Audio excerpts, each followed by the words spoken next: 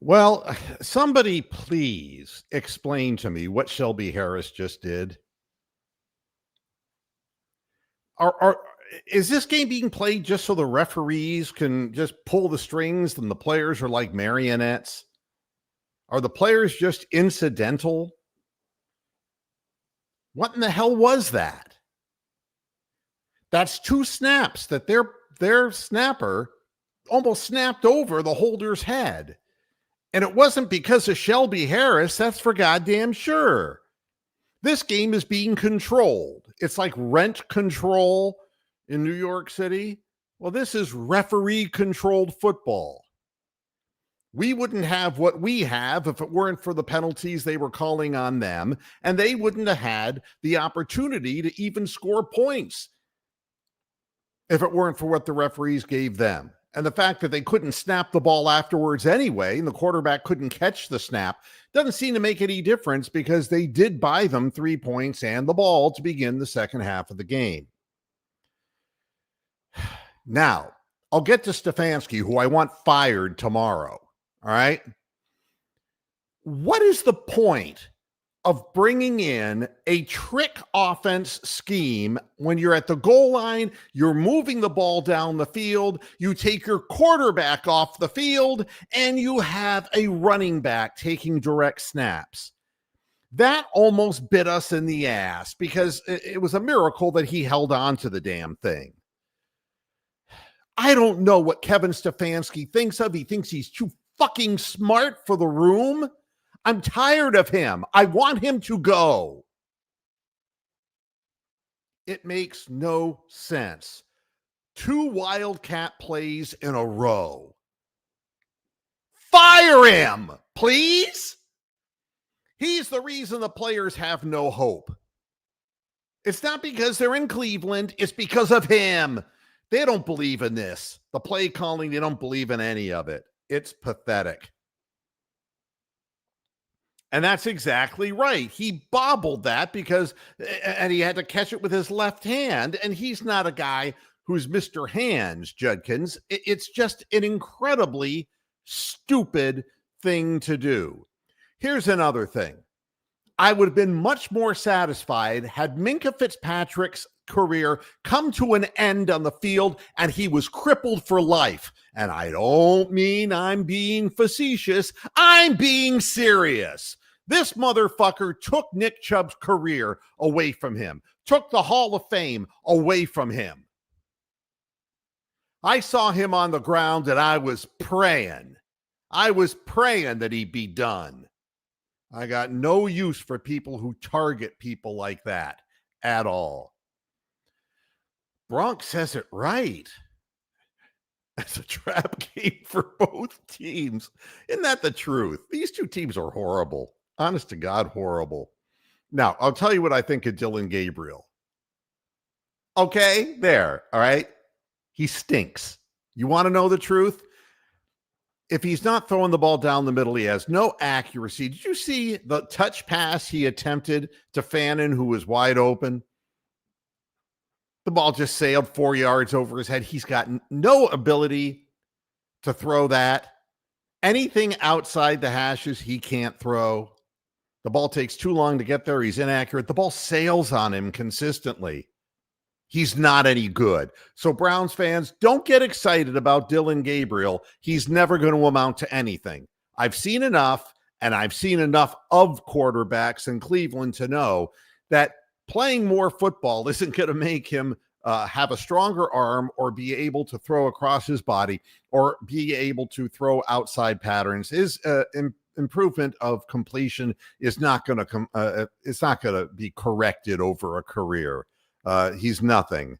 I don't say it's poor Gabriel. He's getting a chance to play more football than he would with any other team in the league. Let's be very clear about that. He's getting an opportunity to show all of his weaknesses to the Cleveland Browns, and they're becoming more and more. And it's a miracle that he didn't throw an interception. The ball that he fitted through somehow to Judy was dumb luck. And the guy let the ball go through his hands, the defender. and he had that happen a few times last week too. He's going to make mistakes just as sure as I'm sitting here and talking. He's going to make mistakes. It's you know, yeah. And as for Judkins, that's a great run. He's got great feet. He's got some nice vision. He's got some nice speed. Good running back. He's good. I want to say something else. Shedeur is getting reps with the first team offense now. And I talked about this just a couple weeks ago, that when Flacco went, and thank God Flacco's gone because he's bad-mouthing the Browns gave him his first chance to come back. Fuck Joe Flacco. He's a goddamn ex-Brown, because the Ravens should be someplace else but Baltimore. Fuck him if he wants to open his mouth that way. Didn't give him a chance. Gave him a chance when nobody else would. Ask the Colts how many chances they gave him, dumbass. The disrespect. I mean, as it is, the Browns organization from its leadership doesn't deserve a whole hell of a lot of respect, but damn. This is two piss poor teams. I'd be the first to acknowledge it. And you know something? I just can't help but think the Browns are going to find a way to lose anyway. Somehow I think that Tua's going to come out in the second half, settle down, and just throwing the ball to Waller. He's going to start getting men open down the field. I just have a feeling, because the Browns can't score much more than 17 points. They've proven that all year. And there are no wide receivers on the field. Corley got a reception. Judy got a reception. Those are the only receptions that even went to wide receivers. I think they were the only passes, perhaps, that went to wide receivers. It's really bizarre. And yes, Miami will bronc. They will make adjustments. Absolutely. One thing that was interesting was the choice of blitzing on some of the plays, which we've said over and over again that Jim Schwartz is not a big blitz guy.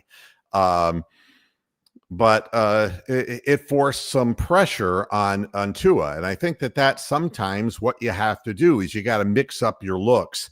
But this Miami offense doesn't look anything like the Miami offense of the first couple of years of Mike McDaniel's tenure in Miami. Something's really amiss. Thank you, David, for correcting me. Waller is out with a pec injury. I was wondering why he wasn't throwing the ball to his favorite receiver. Thank you for the update. As far as what the Browns need to do to win this football game, get another 50-yard run from Judkins. I have no idea. There is no big play capacity, not in the wide receivers and not in the arm of this quarterback. I think we're just counting off the days before Shedeur Sanders gets his opportunity. It's probably the only reason to keep watching, because there has to be some happy medium between all pass, no run, and all run and no pass. There has to be a happy medium between only throwing to tight ends and only throwing to wide receivers. I see no balance in the offense whatsoever. And the guy who's in charge of the offense, anybody who calls those two wildcat plays on the goal line in succession on something that they just started working on in practice this week, is a fucking desperate schmuck. Don't need him around. Just don't need him around. Brownsing, I think, is technically the expression. If the Browns lose this game, they're not going to win another game for the rest of the season. That'll just totally put the exclamation point on the same thing. Well, I mean, the thing is, Levinson and Lucas are a disaster, and that's why the Browns are running the ball all the time. And we haven't even started to see the penalties except this last one. And again, can somebody in the chat room please tell me what Shelby Harris did? They ran 2 replays of it, and Archuleta even swallowed hard. And he hates the Browns. He swallowed hard. Somebody explain to me before I go back to the game here, what did he do? They said he hit the snapper with his knee? No, he did not. He didn't do anything. Yeah, that's about, nothing. Unbelievable. I'm just trying to figure out how could they just throw up a flag like that and make up a call?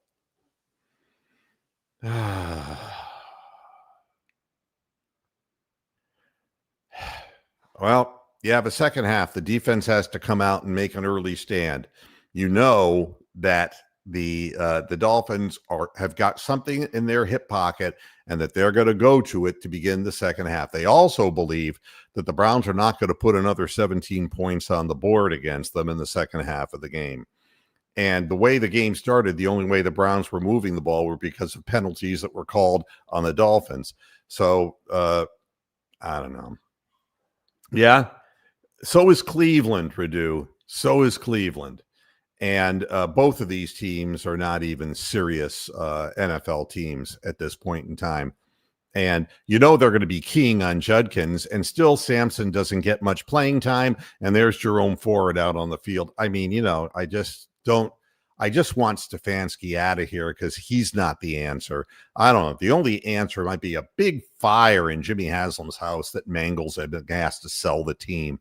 I have no idea what it's going to take to get the organization turned around at this point. Let's sit back and watch the second half of the game and see how it unfolds. And the defense has no excuses now. They have a lead of 17-6. There is no excuse. If they give it up, then we'll have something more to talk about. But at least they scored 17 points in the first half. All right, everybody.